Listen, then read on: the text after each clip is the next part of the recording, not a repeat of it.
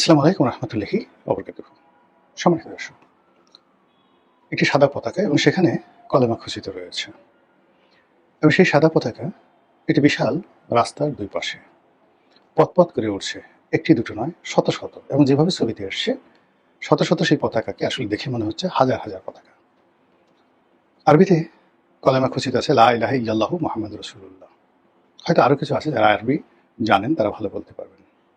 দূর থেকে আমি সেই পতাকাগুলো দেখেছি এবং প্রথমে দেখার পর আমার কাছে মনে হয়েছে এটা সম্ভবত এআই নির্মিত, কিন্তু দেশের মূল ধারার গণমাধ্যমগুলো যখন বললো যে না, এরকম একটা দৃশ্য আসলে আছে বা তৈরি হয়েছে, সেটা হলো টেকনাফের একটি রাস্তায় কে বা কারা এই পতাকাগুলো টানিয়েছেন।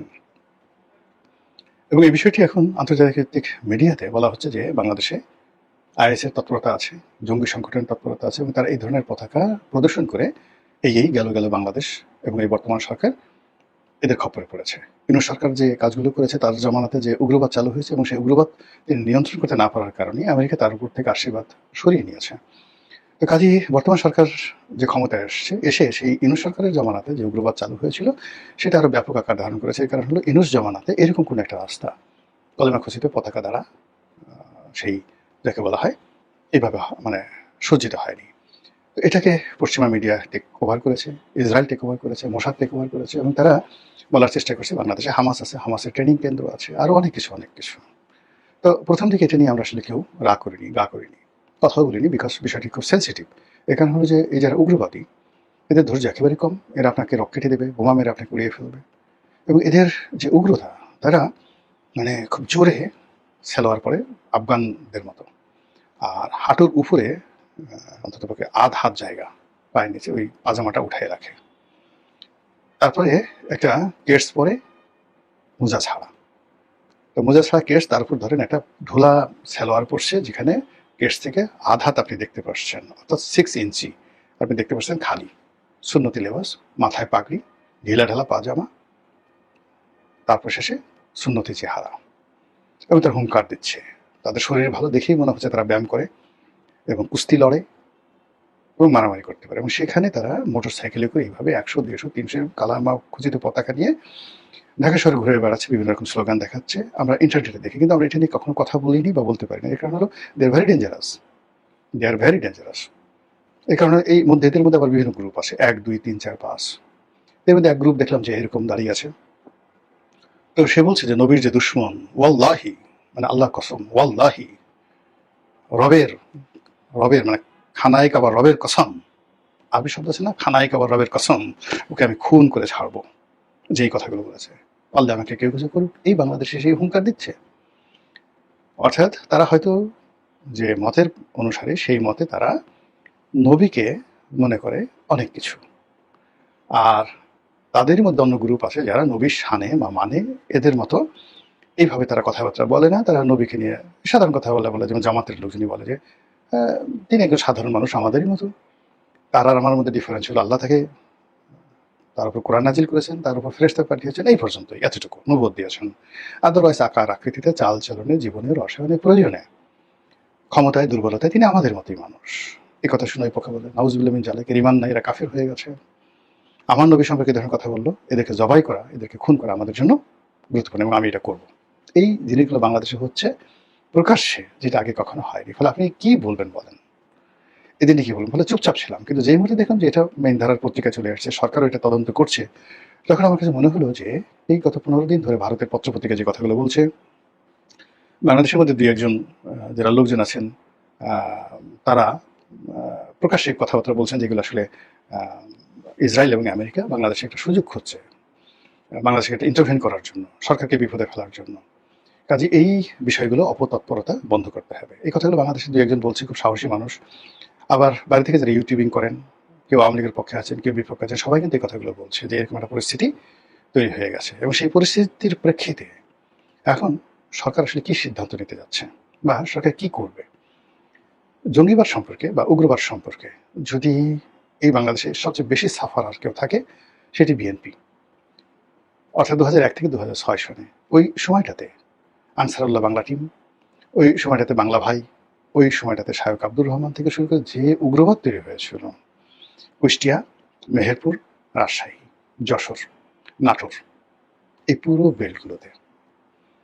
মানে সেখানে এসপি যান, ডিসি যান, মন্ত্রী হন, সবাইকে এই গ্রুপকে মানে ট্যাক্স না দিয়ে তারা চলতে পারতো না। এরপরে তারা সেই যমুনা নদীর যে এই অঞ্চল, সিরাজগঞ্জ, জামালপুর, তারপর সিরাজগঞ্জ জামালপুরের বাইরে গিয়ে কুড়িগ্রাম, নীলফামারী, ওই বিস্তৃত অঞ্চল সহ গাইবান্ধা, পদ্মার চরে, যমুনার চরে এবং পদ্মার চরে, এই যমুনা এবং পদ্মার চরকে কেন্দ্র করে তাদের একটা বিরাট নেটওয়ার্ক তারা গড়ে তুলেছিল। এবং সেই নেটওয়ার্কটা এতটা স্ট্রং ছিল যে 2005 সনের আগস্ট মাসের 17 তারিখে 64 জেলার 64টি জজ আদালতে একসঙ্গে তারা বোমা হামলা চালিয়েছিল অ্যাট এ সেম টাইম। এবং সেখানে একজন জজ এজলাসে থাকা অবস্থায় বোমা হামলায় স্পট ডেথ, সঙ্গে সঙ্গে মারা যায়। এবং এই মর্মান্তিক ঘটনা যখন ঘটে তখন বেগম জিয়া চীন সফরে ছিলেন এবং তিনি তড়িঘড়ি করে এই চীন সফর থেকে ফিরে আসতে বাধ্য হন। এটা ছিল 2005 সনের ঘটনা, আগস্ট মাসের 17 তারিখ।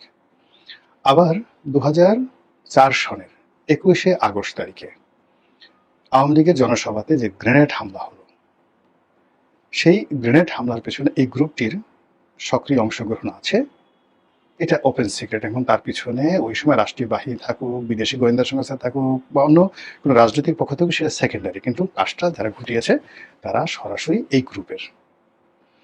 এখন সেই গ্রুপটি শেখ হাসিনার জমানাতে 17 বছর ধরে বিভিন্নভাবে সর্বশক্তি নিয়োগ করে আমেরিকা সাহায্য করেছে, FBI সাহায্য করেছে, পেন্টাগন সাহায্য করেছে, সাহায্য করেছে, পুলিশের একটা কাউন্টার টেরিজম সেই ডিপার্টমেন্ট হয়েছে। সব মিলিয়ে বহু অন্যায় হয়েছে, বহু জুলুম হয়েছে, অনেক নিরীহ মানুষ যাকে বলা হয় সাফারার হয়েছেন। কিন্তু তার সঙ্গে সঙ্গে এই জঙ্গিবাদের যে গ্রুপটি ছিল, সেই গ্রুপটি যাদের কারণে মূলত বিএনপির পতন হয়।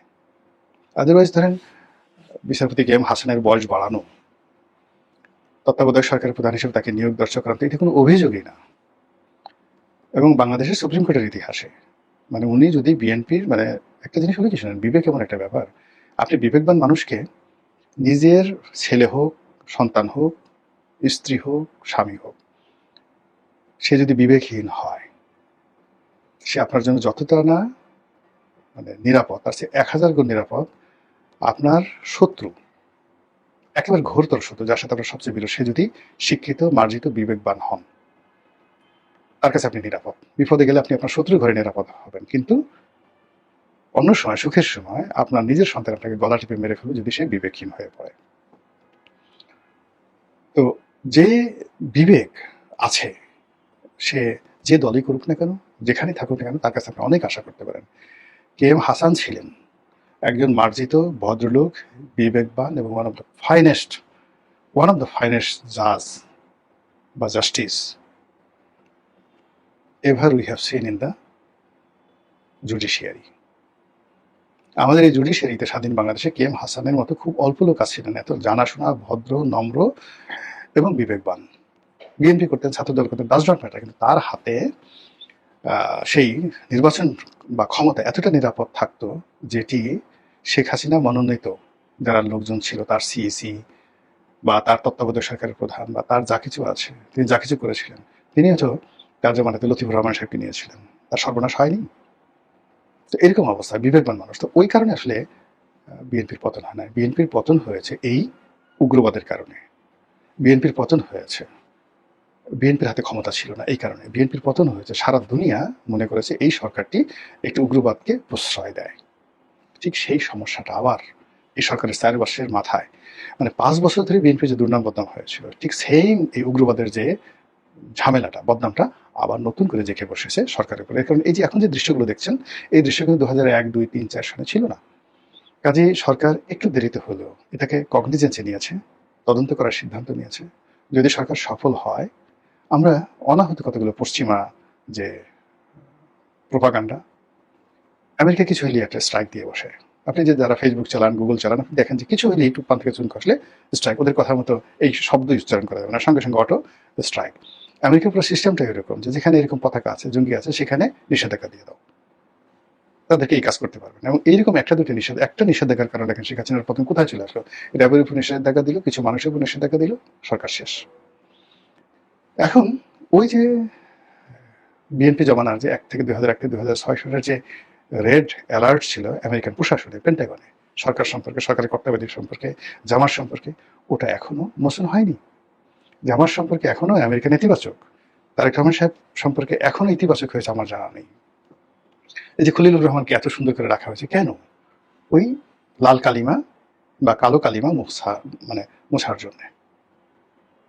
কিন্তু সেটা মোছার আগেই যদি আবার নতুন আর একটা কালিমা, মানে কলঙ্ক, কালিমা মানে ওই কলেমা না, কলেমা না, কালিমা, কালিমা, কালো রঙের যে কালি, সেটি। তো সেটি যদি আবার সেই নতুন সরকার, নবজাতক সরকার তার উপর পড়ে যায়, সেক্ষেত্রে সরকারের প্রতিটা মানুষ বিপদে পড়বে, দেশ বিপদে পড়বে, রাজনীতি বিপদে পড়বে, অর্থনীতি বিপদে পড়বে। আমি চাই সরকার জিনিসটি তদন্ত করুন, যথাযথ ব্যবস্থা নিন, আর আমরা যারা আছি জনগণ এই সকল কাজে সরকারকে সর্বতভাবে সহযোগিতা করি। আসসালামু আলাইকুম রহমতুল্লাহি ওয়া বারাকাতুহু।